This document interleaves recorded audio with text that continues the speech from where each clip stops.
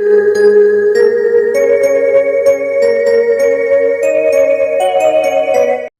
નાથ મુજને મતિ શુદ્ધ દેજો, હૈયે સદા સેવક ભાવ રહેજો.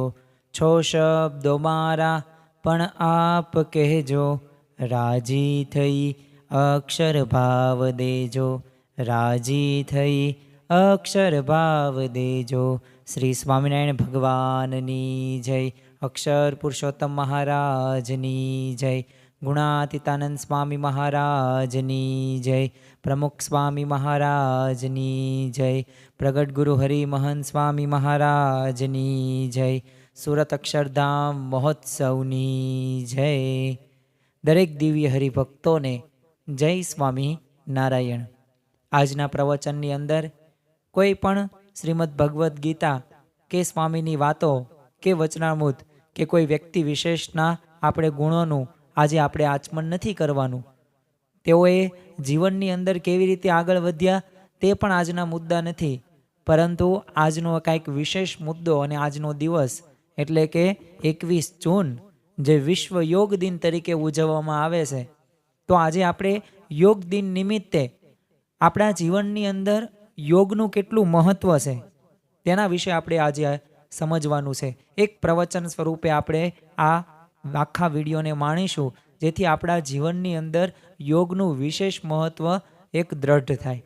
સાથે સાથે શ્રી કૃષ્ણ ભગવાને શ્રીમદ ભગવદ્ ગીતાની અંદર પણ અર્જુને યોગ સંબંધિત કઈ કઈ વાતો કરી. આપણે આજના પ્રવચનની અંદર 3 મુદ્દાની અંદર આ એક પ્રકારનું યોગનું જીવનમાં મહત્ત્વ કેટલું છે એને સમજવાનો પ્રયત્ન કરીશું. એક તો પહેલો જ મુદ્દો છે અને જે છે વૈજ્ઞાનિક મુદ્દો. આપણું મગજ આપણે ભણેલા ગણેલા હોઈએ એટલે 2 કે 5 10 બુકનું આપણી પાસે જ્ઞાન હોય અને દરેક બાબતોનું આપણી પાસે નોલેજ હોય છે. અને એમાંય કહેવામાં આવે છે કે every Indian is a philosopher, એટલે કે દરેક ભારતીય તત્વચિંતક છે. તો આ એક કહેવત પ્રમાણે આપણને દરેક બાબતનું જ્ઞાન છે, પરંતુ શું વાસ્તવમાં યોગનું ખરેખરું જ્ઞાન આપણી પાસે છે? તો આપણે વૈજ્ઞાનિક દ્રષ્ટિકોણથી સમજવાનો પ્રયત્ન કરીશું. તો આજે આ પ્રવચનની અંદર આપણને હાર્વર્ડ કે પછી IIMs કે પછી સ્ટેનફર્ડ યુનિવર્સિટીના સર્વે કે વૈજ્ઞાનિકો આ યોગનું મહત્ત્વ કેવી રીતે સમજાવે છે, અને શું ખરેખર આ યોગ એ સાયન્ટિફિક રીતે એ સફળ થયેલો છે કે બસ પછી શરીરની કસરત કરીએ અને ધ્યાનમાં બેસીએ તો ખોટો સમય નો બગાડ છે. બીજું આપણે સ્વાસ્થ્યની દ્રષ્ટિએ, કારણ કે ગુજરાતીની અંદર એક કહેવત છે કે પહેલું સુખ તે જાતે નર્યા. એટલે પહેલું સુખ કયું? દરેક વ્યક્તિને પૂછવામાં આવે તો ભલે અલગ અલગ પૈસા કે ધન કે મોટર કે બંગલા કે કોઈ વિદ્યાર્થી હોય તો એને સારા માર્ક્સ ને સારો ટકા આવે તો તેમાં તે સુખ પ્રાપ્ત કરશે. પરંતુ વાસ્તવિક જો જ્યારે આ પ્રશ્ન પૂછવામાં આપણી જાતને આવે ને ત્યારે જવાબ આવશે, અને જવાબ છે કે આપણે પહેલાં સુખી થવા પડવી. પહેલાં આપણે સુખી હોઈએ તો આપણે અન્યને સુખી કરી શકીએ. તો આપણે સ્વાસ્થ્યની દ્રષ્ટિએ યોગનું કેટલું વિશેષ મહત્ત્વ છે તેની વિશે પણ વાત કરીશું. અને સાથે સાથે જે 4 પ્રકારના પુરુષાર્થમાંનો ચોથો જે પુરુષાર્થ છે, આમ તો ધર્મ, અર્થ, કામ અને મોક્ષ. તો મોક્ષ એટલે કે આધ્યાત્મિક માર્ગની અંદર દરેક વ્યક્તિએ આજે આગળ વધવું છે. એટલે જ તમે આવા પ્રવચનો સાંભળતા પણ હશો.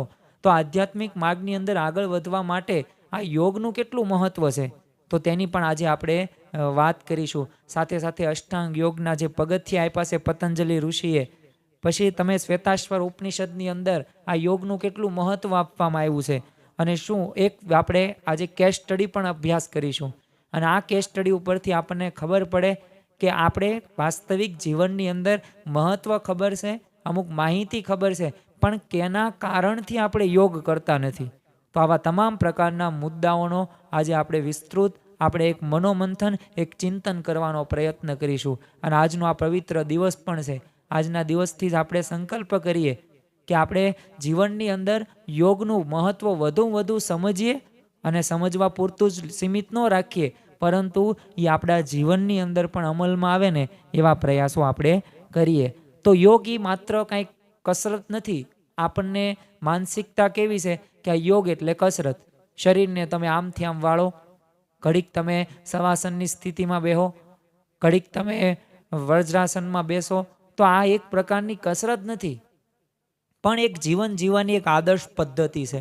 જો પહેલાંના ઋષિમુનિઓ જે ગુરુ અને શિષ્યનો એક સંબંધ તો હતો, પણ સાથે સાથે સવાર વહેલા સૂર્યોદય ન થાય તે પહેલાં તેઓ જાગતા હતા અને જાગીને તરત તેઓ આ યોગ એટલે કે કસરતમાં જોડાતા હતા.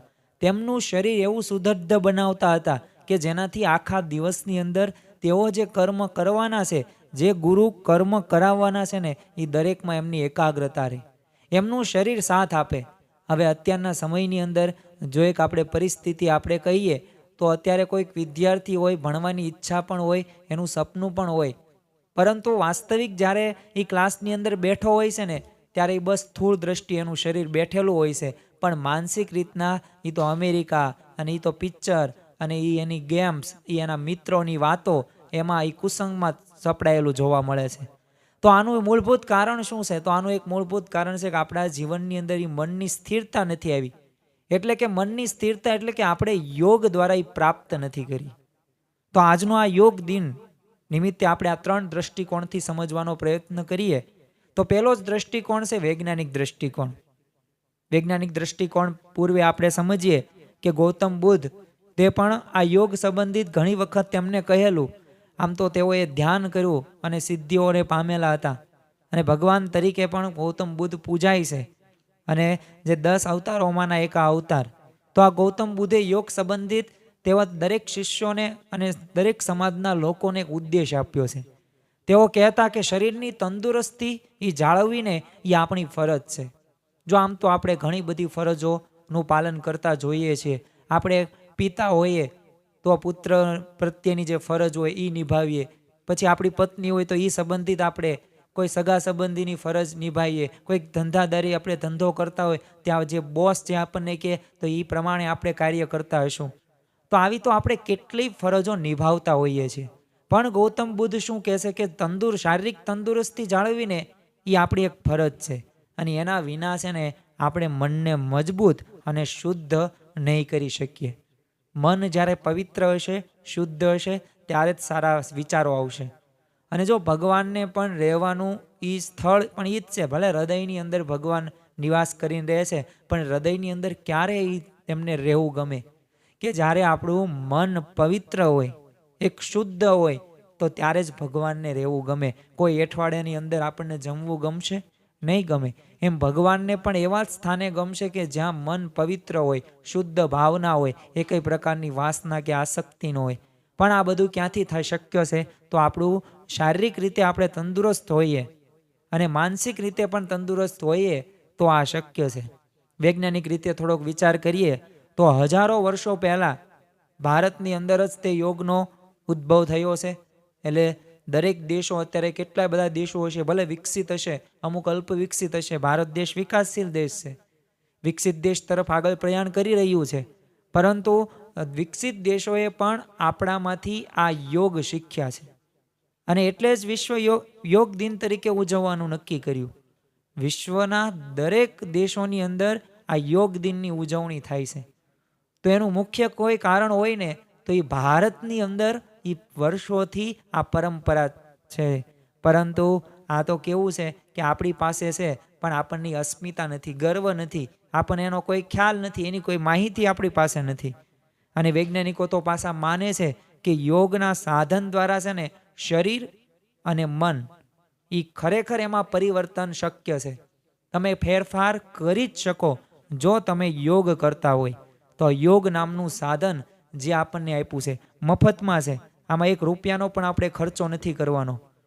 પણ જો આ યોગને જો એક સાધન તરીકે જો આપણે નક્કી કરીએ કે દરરોજ મારે નિયમિત આટલી મિનિટ સુધી એ કસરત કે યોગ કે પ્રાણાયામ કરવા જ છે, તો પછી આ શક્ય છે. અને સાથે સાથે વૈજ્ઞાનિકોએ એ પણ નક્કી કર્યું છે કે જે અમુક જે સર્વે કર્યા એમને ઘણા બધા લોકોના, અને એ સર્વેની અંદરથી એવા સ્પષ્ટ તરીકે નક્કી થયું, કારણ કે એમને સ્ટ્રેસ જે હોર્મોન્સ હોય, અત્યારે આધુનિક સમયની અંદર છે ને માનસિક તણાવથી વ્યક્તિઓ પીડિત છે. ગમે એટલું ધન હોય, ગમે એટલા પૈસા હોય, ગમે એટલી સંપત્તિ હોય કે સત્તા હોય કે ગમે એટલું એને ખાવા પીવાનું સારું ન મળતું હોય, પરંતુ એ માનસિક તણાવથી તેઓ છે ને પીડિત હોય છે. તો એક સ્ટ્રેસ નામનો હોર્મોન્સ આવે હવે આને ઘટાડે છે કોણ? તો આ યોગ ઘટાડે છે. એક વખત તો વૈજ્ઞાનિકોએ બ્રેન સ્કેન કર્યા. મગજની જે આંતર જે ક્રિયાઓ થતી હોય, જે હોર્મોન્સ રિલીઝ થતા હોય, તો આ બધાય નિયમિતપણે યોગથી છે ને તમે તણાવ કહો કે ડિપ્રેશન કહો કે ચિંતા કહો, આ બધું ઘટાડવામાં મદદરૂપ થાય છે. અને બીજું એક મુખ્ય જો એક ફાયદો હોય યોગથી, તો દરેક કાર્યની અંદર એકાગ્રતા એ યોગથી શક્ય છે. કારણ કે કોન્સન્ટ્રેશનથી વ્યક્તિ ધાર્યું પરિણામ પાર પામી શકે છે અને તે નક્કી કરેલું કાર્ય તે કરી પણ શકે છે. એટલે એકાગ્રતાથી આટલું. સ્વામી વિવેકાનંદ તો કહેતા કે તમે 1% પુરુષાર્થ અને 99% એકાગ્રતા. તેમના જીવનની અંદર આ એકાગ્રતા હતી, પણ એકાગ્રતા હતી તો એનું કોઈ મુખ્ય કોઈ કારણ હોય કે સંયમ, એ સંયમ પણ ક્યાંથી આવ્યો? તો એમને યોગ દ્વારા પ્રાપ્ત કરેલો હતો. બીજું આપણે વૈજ્ઞાનિક રીતે તો જોયું, પણ સ્વાસ્થ્યની સંદર્ભે પણ થોડુંક જોઈએ. કારણ કે પહેલું સુખ તે જાતે ન રહ્યા, આપણું સ્વાસ્થ્યનું પણ આપણે ચિંતા કરવી જ પડે. તો યોગ શરીરના એક છે ને સૌમ્ય વ્યાયામ સાથે છે ને શ્વાસના એક નિયંત્રણનું છે ને વૈજ્ઞાનિક મિશ્રણ છે. અને આ મિશ્રણથી આપણા શરીરને સુદૃઢ કરે છે. એક છે ને લચકતાનો વિકાસ આ યોગ દ્વારા પ્રાપ્ત થાય છે. એટલે ઘણા બધા આપણને વ્યક્તિઓ જોવા મળતા હશે કે ગમે એટલો વજન ઉચકતા હશે, ગમે એટલું ખેંચતા પણ હશે, દિવસ દરમિયાન 10 થી 12 કલાક તેમની અઘરામ અઘરી એ કાર્યમાં વિતાવતા હશે, છતાં પણ એમનું શરીર એક લચીલાપણું થઈ ગયું છે. એટલે તેમને કોઈ પણ પ્રકારનો એ કાંઈ પણ શરીરની અંદર દુખાવો કે તાવ કે તોડ કે પછી નબળાઈ એમના શરીરની અંદર નહીં આવે. સાથે સાથે પાચન થવું જરૂરી છે. તો એ પાચન તંત્ર કયો કે રક્ત પ્રસરણમાં જે સુધારો કરવાનું જો કોઈ જડીબુટ્ટી સમાન હોય ને તો આ યોગ છે. આજે વ્યક્તિને ઊંઘ નથી આવતી, તો ઊંઘ જો સારી રીતે લાવી હોય અને પૂરેપૂરી ઊંઘ લાવી હોય તો એના માટે પણ યોગ જરૂરી છે. મગજ શાંત હોય ને તો દરેક ક્રિયા સારી થાય, દરેક કર્મ આપણું સારું થાય. અને જો મગજ શાંત ન હોય ને તો ગમે તેવા તમને સંસાધનો તમારી પાસે હોય, ગમે તેવી સુખ સગવડતા હોય, છતાં પણ તમારા જીવનની અંદર એક આળસ નામનો શત્રુ વ્યાપ્ત થઈ જાય. પરંતુ જો યોગ કરશો ને તો મગજ પણ શાંત થશે અને ભયંકર અને એવા હઠેલા રોગોથી પણ બચવા માટે આ યોગ જરૂરી છે. એ હૃદય રોગ હોય કે ડાયાબિટીસ હોય કે બ્લડ પ્રેશર જેવા તો અસાધ્ય એવા રોગ, જેનો આમ નિકાલ વૈજ્ઞાનિકો કે કોઈ ગમે એવી સંશોધન મેડિકલ ઇન્સ્ટિટ્યૂટ પણ નથી કરી શકી. હા, રાહત આપી શકે, પરંતુ નિર્મૂળ તો કોણ એ બચાવી શકે? તો યોગ બચાવી શકે. હવે આપણે ત્રીજા મુદ્દા ઉપર વાત કરીએ કે થોડુંક આધ્યાત્મિક રીતે પણ આપણે યોગને સમજવાનો પ્રયત્ન કરીએ. આમ તો યોગનો મૂળ અર્થ યોજન. યોજન એટલે કે આત્માનું અને પરમાત્મા સાથેનું મિલન. અને આ આત્મા અને પરમાત્મા સાથેનું મિલન ક્યારે થાય? કે જ્યારે આપણું મન અને શરીર એક રસ્તાની અંદર, એક માર્ગની અંદર કાર્ય કરતું હોય ને તો જ શક્ય છે. એટલે તે શ્રીમદ ભગવદ્ ગીતાની અંદર શ્રી કૃષ્ણ ભગવાન અર્જુનને કહે છે કે યોગ કર્મશુ કૌશલમ. એટલે કે યોગ એ કર્મમાં કુશળતા છે.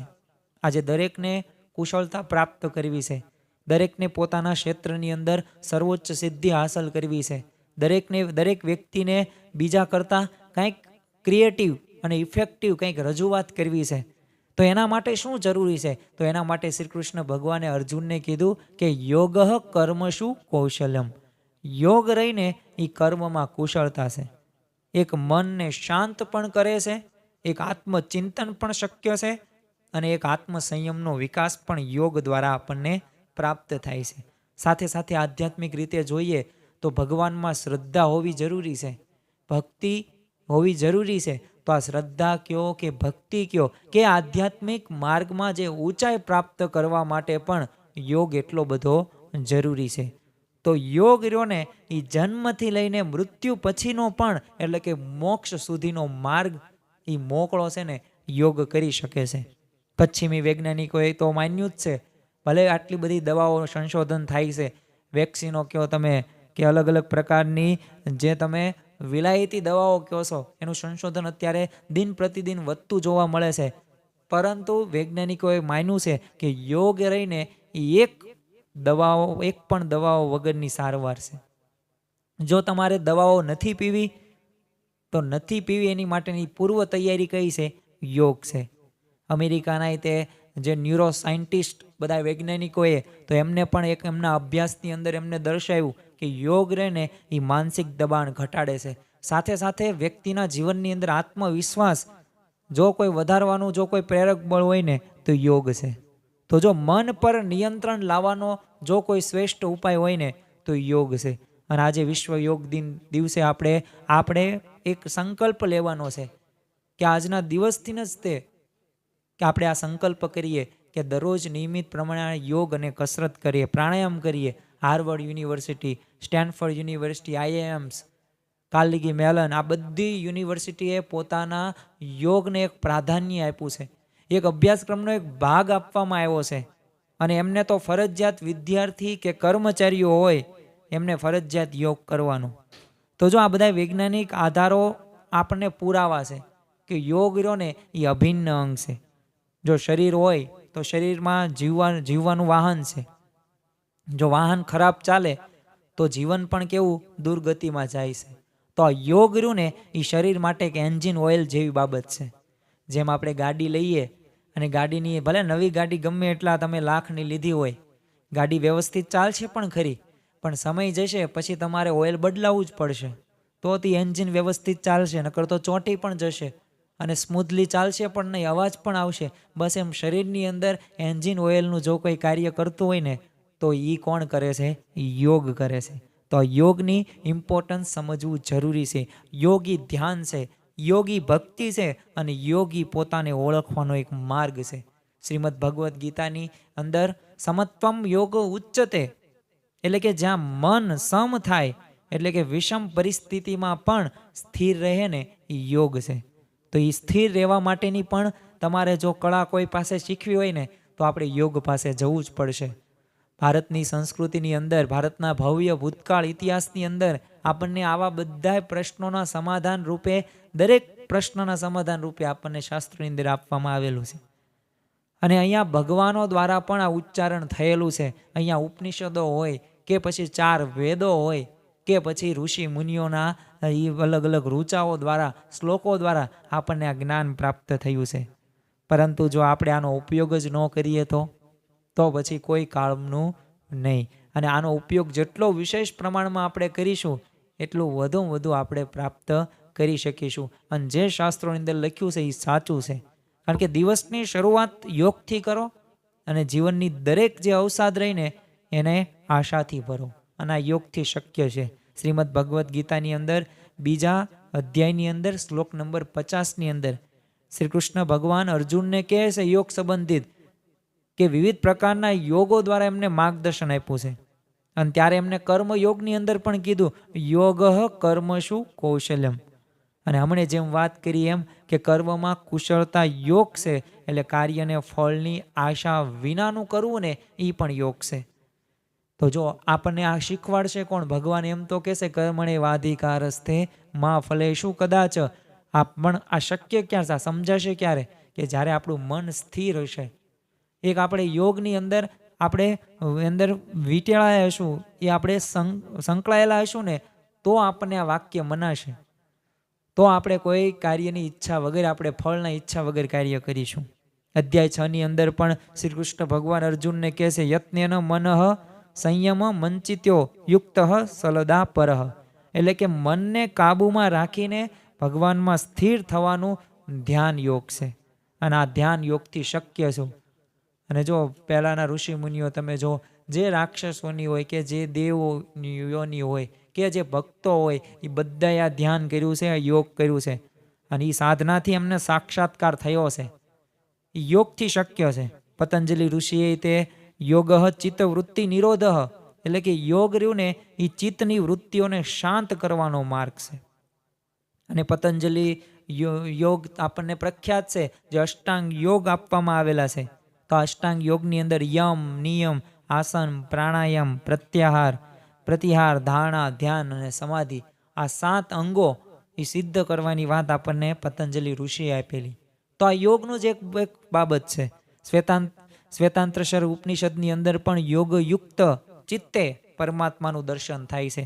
યોગયુક્ત ચિત્ત આપણે રાખવાનું છે તો જ પરમાત્માનું દર્શન શક્ય છે. કારણ કે દરેકને ભગવાનને પામવાની ઈચ્છા છે, એક કામના છે કે તો પછી આ ક્યારે શક્ય છે કે જ્યારે આપણું ચિત્ત રહ્યું એ આપણે યોગયુક્ત રાખશું ને તો શક્ય છે.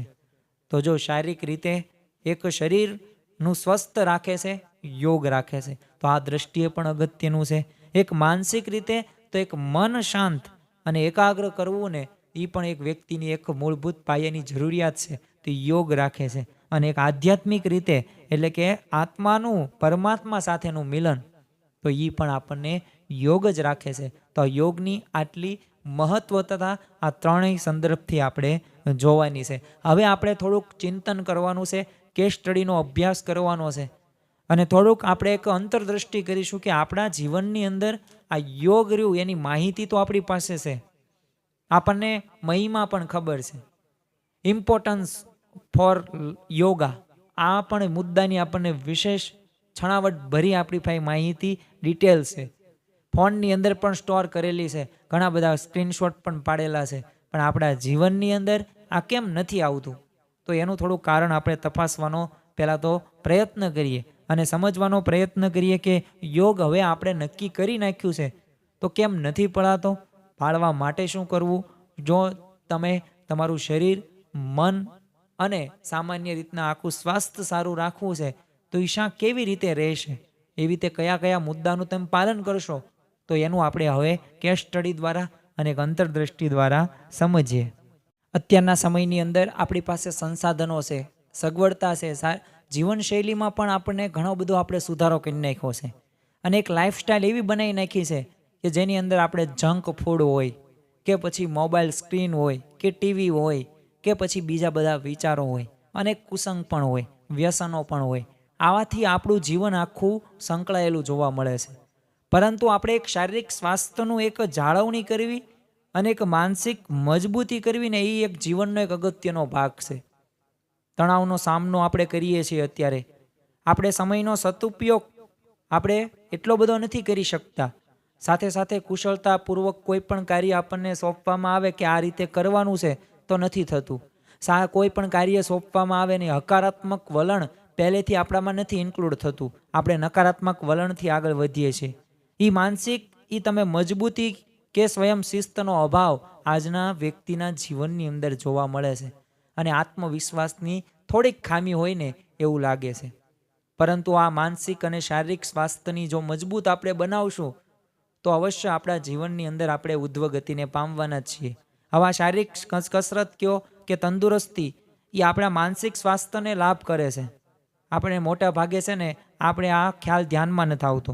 આપણે કેવું કરીએ છીએ, કસરત અને સંતુલિત આહાર રહ્યો ને એ વજન ઘટાડવા માટે અને સ્નાયુઓને આમ સુડોળ બનાવવા માટે, મારું શરીર સારું લાગે, મને કોઈક સારા સારા વખાણ કરે એટલે એના માટે કરીએ છીએ. પરંતુ વાસ્તવિક રીતે આ સ્વાસ્થ્ય માટે પણ અગત્યનું છે.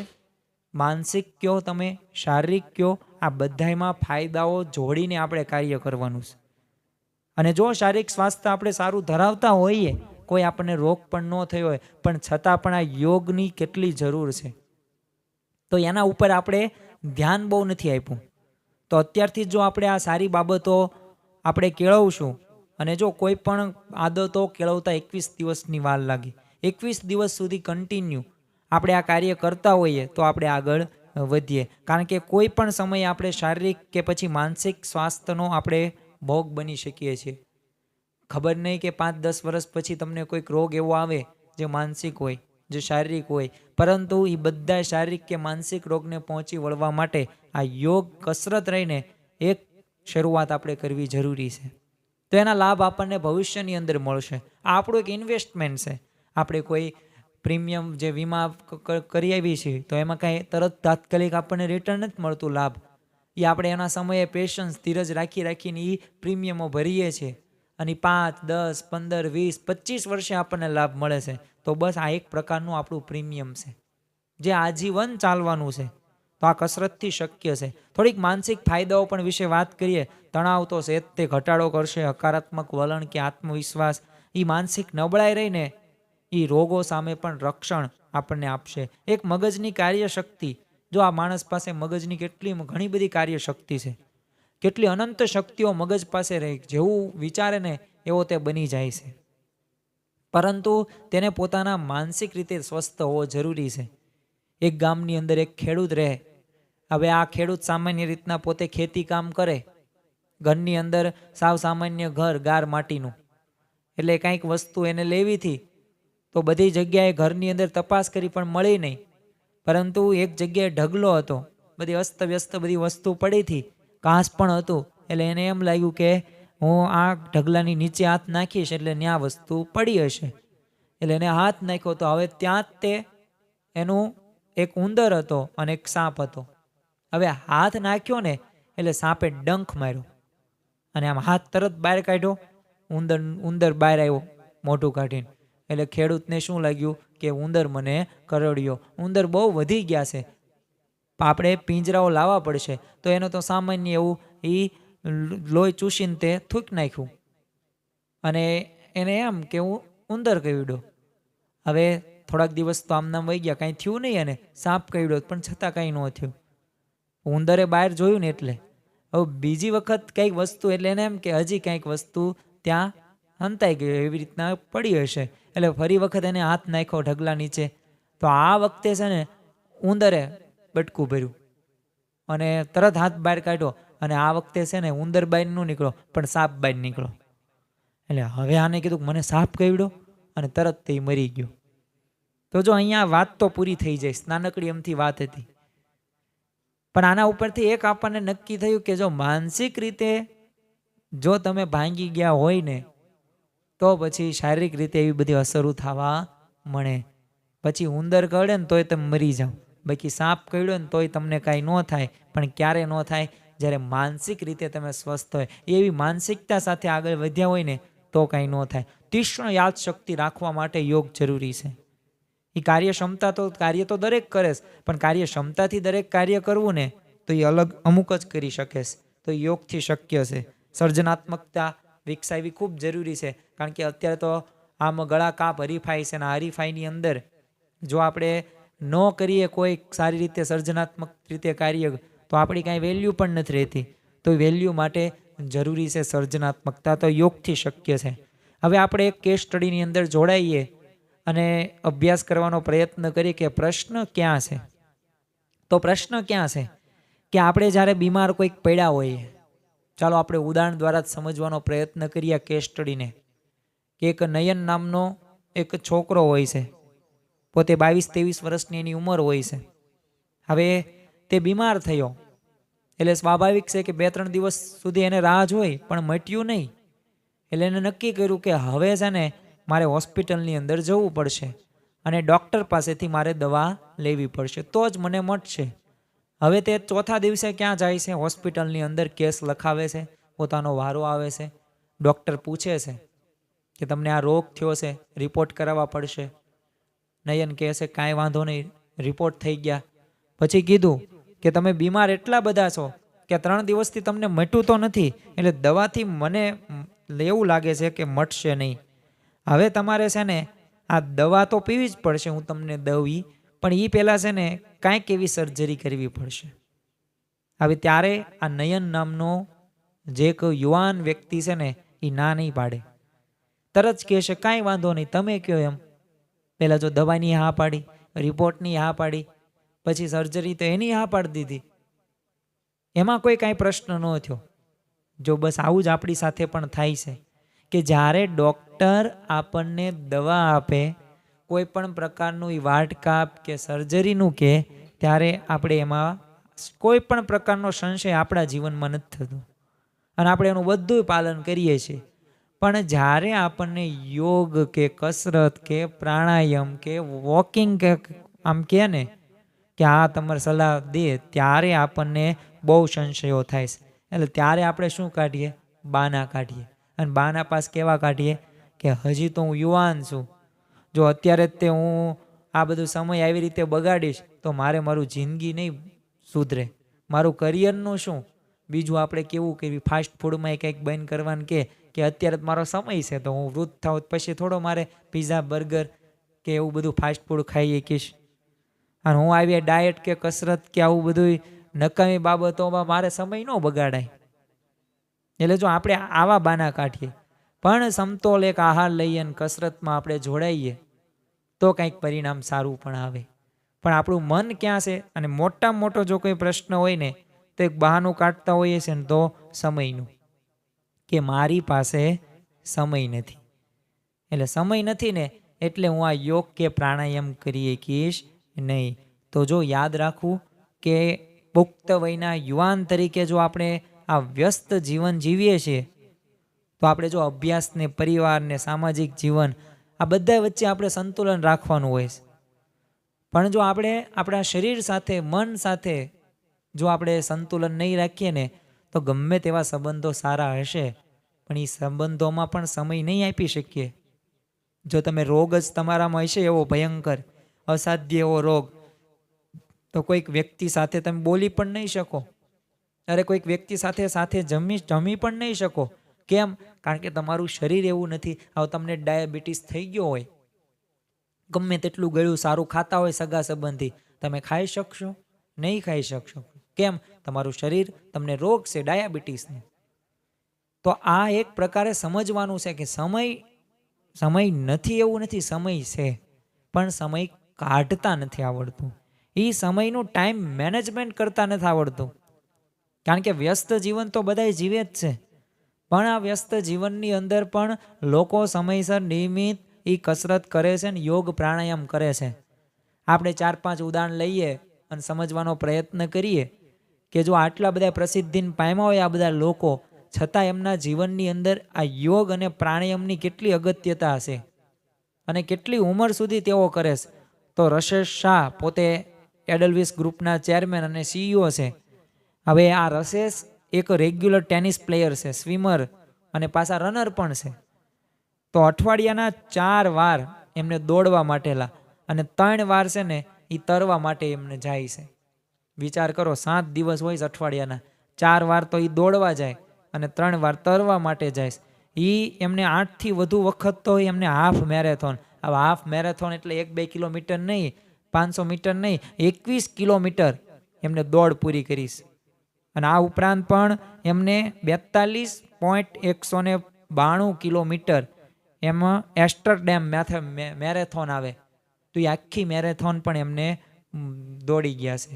તો આનું કોઈ મુખ્ય કોઈ કારણ હોય તો શું છે? એમના જીવનમાં એ નિયમિત કસરત અને પ્રાણાયામ અને યોગ. તો એના લીધે આ શક્ય બન્યું. તો જો આટલા બધા પોતે CEO છે, પોતે એડવિસ ગ્રુપની અંદર ચેરમેન છે, છતાં પણ આ સમય તેઓ કાઢી શકે છે. ભારતના યશસ્વી એવા વડાપ્રધાન નરેન્દ્રભાઈ મોદી, એક રાજકારણની સંદર્ભે આપણે નથી જોવું, પણ એક એમના જીવનની અંદર આ યોગનું અને કસરતનું મહત્વ કેટલું છે. તો ભારતના વર્તમાન વડાપ્રધાન છે, પણ 2014-13 અહીં છે અને 2025 અત્યારે છે. તો એ 5 વાગ્યે વહેલા ઉઠી જાય, પહેલાં તો સૂર્ય નમસ્કાર કરે, યોગ કરે, પછી પ્રાણાયામ કરે અને પછી એ ધ્યાનમાં બેસે. અને વર્ષમાં એવો એક દિવસો એવા મુક્તો ફિક્સ રાખે કે જેવો કોઈ પણ વ્યક્તિ એમને બોલાવે ચલાવે એવું ફોન બધાથી દૂર રહીને ગુફાની અંદર પણ હિમાલયની અંદર તેઓ ધ્યાન કરવા જાય. તો જો કોઈ પણ સ્થળ હોય પણ યોગ અને ધ્યાન એ કરવાનું ક્યારેય ચૂકતા નથી. તો આ એમની એક વિશેષતા છે કે એમના જીવનની અંદર આ યોગ અને કસરતનું પ્રાધાન્ય એટલું બધું જોવા મળે છે. ભારતના તે સુપ્રસિદ્ધ એવા જે અભિનેતા અક્ષય કુમાર, આમ તો ફિટનેસ બાબતે એમનું નામ આવે જ છે, અવ્વલ ટોપ 5-10 અંદર આવે છે. પણ અક્ષય કુમાર પણ સવારે વહેલા 4:30 વાગ્યે ઉઠે, બીચ ઉપર વોકિંગ કરવા માટે જાય.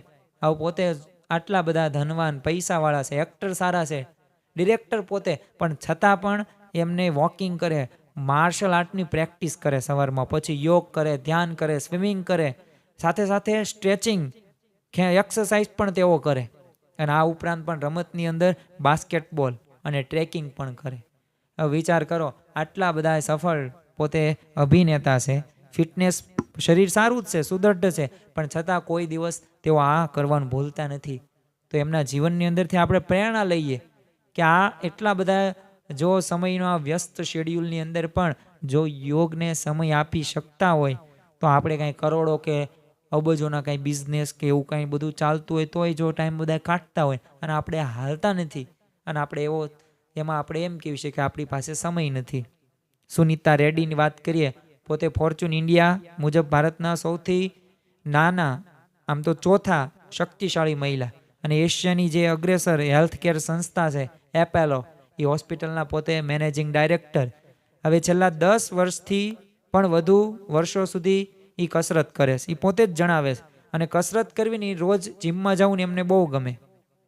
સાથે સાથે તેઓ જણાવે છે કે સ્વાસ્થ્યની સંભાળ માટે છે ને, મારા દૈનિક ક્રમને હું કામ નહીં પણ મારી એક જીવનશૈલીના ભાગરૂપે જોઉં છું, કે મારી જીવનશૈલી છે, લાઈફસ્ટાઈલ છે યોગ, અને મારું સ્વાસ્થ્યનું એક સુધારવું. તો જો કસરત એક સારા દેખાવા માટે કે સારા અનુભવવા માટે નથી, પણ તમારા રોજિંદા જીવનમાં એ કાર્યોને યોગ્ય રીતે તમે કરી શકો એટલા માટે તંદુરસ્ત તમે રહો ને, એ એનો મુખ્ય હેતુ છે. અને તેઓ જણાવે છે કે દરરોજ લગભગ 1 કલાક એ કસરત કરે છે. અને શરૂઆતમાં તો હું કાર્ડિયો કસરત કરતી, ટ્રેડમિલ પર ચાલીનું સ્ટેર માસ્ટરનો ઉપયોગ કરીને આમ એકાંતરે અઠવાડિયાના હું 3 વખત સ્ટ્રેન્થ ટ્રેનિંગ કરું છું, અને બીજા 3 દિવસ હું યોગ કરું છું. તો જો આવી રીતે એમને એક સમયનું આયોજન કરી નાખ્યું, પોતે આટલા બધા વ્યસ્ત હોવા છતાં પણ. તો જો એમને એક અભિન્ન એવો ભાગ કરી નાખ્યો. એમાં કસરતનો એક સૌથી કઠિન ભાગ જો કોઈ હોય ને, તો એ પાછું એક આપણે જાણી શકીએ કે એ સાતત્ય જાળવવું. કારણ કે ગુજરાતીઓ આરંભે સુરા હોય, શરૂઆત એમની ભવ્ય જોરદાર હોય, પણ થોડાક દિવસ થાય ને એટલે એમાં શિથિલતા આવી જાય. પણ સાતત્ય જાળવવા માટે શરૂઆતની અંદર નિયમિતપણે આપણે જાળવી રાખવા માટે એક સૌથી મોટો પડકારજનક તો છે જ તે. પણ જો આપણે સદભાગ્યે ટેકનોલોજીના યુગની અંદર આપણે જો દરેક વસ્તુનો આપણે એપ્લિકેશનોનો ઉપયોગ કરીએ છીએ અને ઉપલબ્ધ પણ છે, તો કસરત કરવા માટે પણ આપણે નિયમિતતા જાળવવી જોઈએ. અને બીજી કંઈક ટેકનિક પણ આપણે છે, જેમ કે આપણે સરળ કસરતની આપણે શરૂઆત કરી શકીએ, ધીમે ધીમે પછી એમાં અઘરી કસરતો કરતા જઈએ. વોકિંગમાં આપણે શરૂઆતની અંદર 5-10 મિનિટ વોકિંગ કરીએ, પછી 15 મિનિટ, 20 મિનિટ, એમ 24 કલાકનો તમારો 45 મિનિટથી 1 કલાકની વચ્ચે જો યોગ અને પ્રાણાયામ હોય તો તમારું એ 23 કલાક છે ને, એ સારામાં સારા જાય. અને સાથે સાથે આપણે એક મિત્રોનું ગ્રુપ પણ બનાવી શકીએ કે જેનાથી એક રિપોર્ટ લે, અહેવાલ રહે, અને જેનાથી કાર્ય પણ સારું થઈ શકે. અને એકબીજાને આપણે પ્રોત્સાહન કરી શકીએ તો આપણે વધુમાં વધુ એ કરી શકીએ છીએ. તો આપણા જીવનની અંદર આ યોગ કસરતનું આટલું જરૂરી છે. તો આજના દિવસે આપણે મહારાજ સ્વામીના ચરણોમાં પ્રાર્થના કરીએ. આ કોઈ આધ્યાત્મિક પ્રવચન નથી, પણ હા, આધ્યાત્મિકતા લાવવા માટે આ પ્રવચન જરૂરી છે. કારણ કે આત્મા અને પરમાત્માને એક મિલન કરવાનું જો કોઈ એક સાધન હોય ને, તો આ યોગ છે. તો આજના પ્રવચનની અંદર આપણે 3 સૌપ્રથમ પહેલાં દ્રષ્ટિકોણ સમજ્યા, ત્યારબાદ આપણે આ કેસ સ્ટડી સમજ્યા કે માણસની એક માનસિકતા કેવી છે, માનસિકતા ઉપર થોડોક આપણે પ્રહાર કર્યો, અને ત્યારબાદ સમજવાનો પ્રયત્ન કર્યો કે આ કેટલી અગત્યતા છે. આ વ્યક્તિ વિશેષના આપણે ઉદાહરણો શા માટે લીધા કે એમનામાંથી કાંઈક પ્રેરણા મળે, અને આપણા જીવનમાં પણ આ યોગનું મહત્ત્વ વિશેષ વધતું જાય. તો મહારાજ સ્વામીના ચરણોમાં પ્રાર્થના કરીએ કે આપણા જીવનની અંદર પણ યોગ વધે, કસરત વધે. તો આજે 21 જૂન જે વિશ્વ યોગ દિન તરીકે ઉજવાય છે, તો આજથી જ આપણા જીવનની અંદર નિયમિત આપણે યોગ કરીએ, કસરત કરીએ, પ્રાણાયામ કરીએ અને ધ્યાન કરીએ. એ જ મહારાજ સ્વામીના ચરણોમાં પ્રાર્થના. શ્રી સ્વામિનારાયણ ભગવાનની જય.